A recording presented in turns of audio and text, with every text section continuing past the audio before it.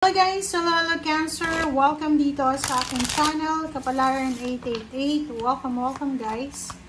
Alamin natin kung anong messages, vibration, gabay energy para sa lahat ng Cancer. This is general reading, so pwede kang makaresonate. Please comment down below if you resonated guys. Okay, first card natin is Garden, number 8, 8 of Spades, and Clouds, King of Clover. Number 20, number 6, number 2, 6, 8. Okay. Cancer.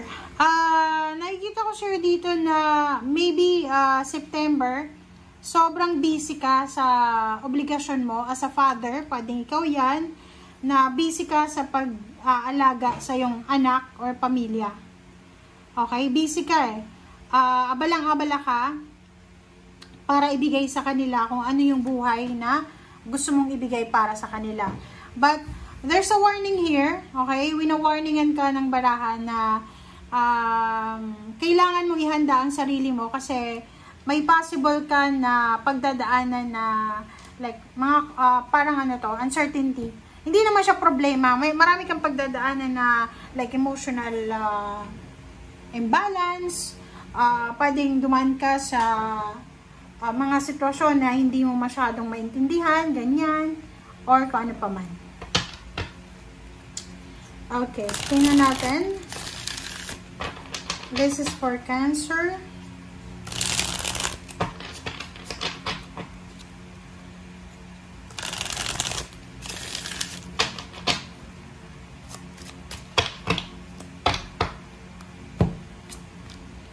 Alright, 8 of Cups. 2 of Swords, 8 of Cups, 2 of Swords, 8 of Pentacles, and Queen of Swords, and Justice. Ayop, nakikita nyo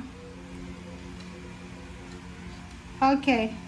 Yung first card natin dito is 8 of Cups, and the second card is 2 of Swords. So, yung 2 cards na to, Cancer, sinasabi ng baraha sa'yo na meron talaga, alam mo yung baraha mo, parang paulit-ulit lang.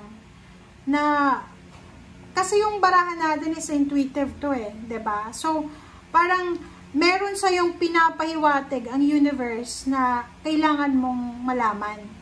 Eto, sinasabi sa'yo na, if you are not happy, okay, sa kung ano man na pinagdadaanan mo sa ngayon, sa isang lugar, na like for example, nasa ibang bansa ka na hindi ka masaya, ayaw mong umuwi kasi pag umuwi ka, alam mo na sa Pilipinas, sobrang hirap ng buhay.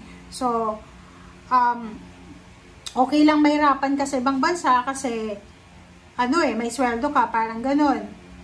But dito sa barahan to, sinasabi ng barahan na, if hindi ka na masaya, or if hindi ka na content or hindi ka na excited, sinasabi na you have the choice and option na umalis, mag-relocate, and you have the choice and option na hanapin kung saan ka magiging masaya.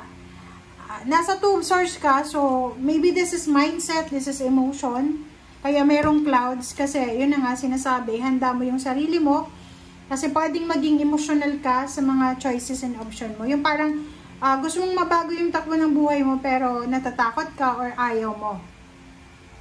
8 of Pentacles and Queen of Swords and Justice. Sinasabi ng baraha sa inyo na yun na nga, meron dito na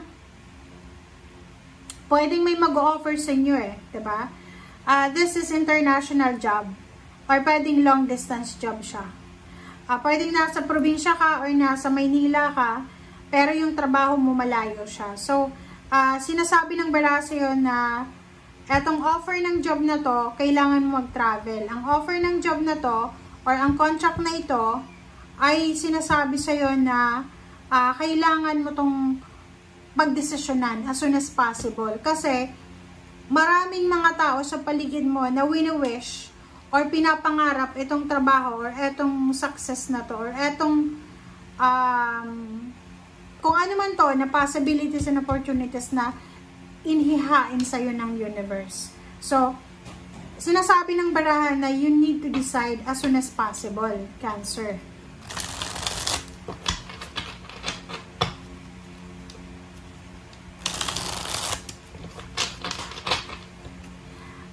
Sinasabi ng baraha sa'yo dyan, Cancer, na maging parang wag tayo masyadong emosyonal, maging matalino ka daw, lalo na ngayong September na to. Okay, the Fool, di ba?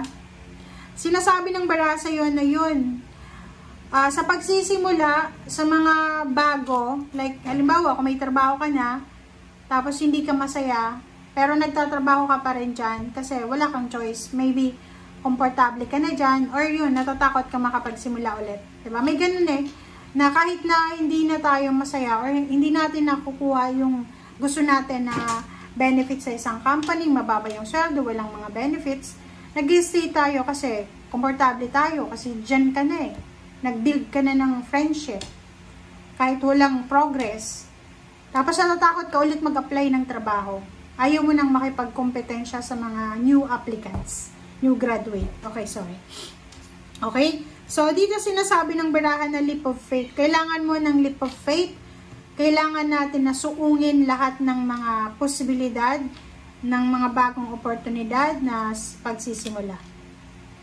Lovers, oh wow. So, sinasabi ng baraha, pwedeng yung iba sa inyo dyan, you're single, from broken relationship, sinasabi ng baraha na yun, pwedeng love life. May mga love life na posibleng papasok sa buhay mo, or mga tao na gustong papasok sa buhay mo, pero ikaw, medyo nasa wishful thinking ka Hindi mo nakikita kung ano yung totoo. Masyado kang nakatingin sa fantasy, or masyado kang, parang hindi ka makarecover sa past mo. Parang ganun. Sinasabi ng baraha kung may mga partnership, collaboration, or any commitments na posibleng i-offer sa'yo this September, kailangan mo i-try, diba? Try natin, kahit hindi ka sigurado, diba? Trabaho, halimbawa, natatakot ka pumunta ng ibang bansa, sabi ng baraha sa'yo dito, try lang natin, malay mo, diba? Queen of Cups and Judgment, sinasabi ng baraha sa'yo dito na posibleng isang desisyon ang gagawin mo. Okay? Like, for example, may mga tao sa paligid mo na nangangailangan sila ng tulong, or ikaw ito na nangangailangan ka ng tulong. Isang desisyon ang gagawin mo. Pwedeng lalapit ka sa isang tao na maybe same sign mo, water sign, Pisces, Scorpio, and Cancer, or posibleng sa isang tao na posibleng maaasahan mo siya financially. So, yun. Pwedeng may mga kasalanan ka sa pamilya mo or sa kung sino man. Hindi hadlang yung parang kung ano man ang sitwasyon sa ngayon. Everyday, pwede kang makapag-ask ng forgiveness, mag-apologize, diba? So, sinasabi ng baraha, everyday pwedeng mabago yung takbo ng buhay natin, makapagsimula tayo. So, hindi ka dapat hard sa sarili mo. Okay? Thank you guys. Bye!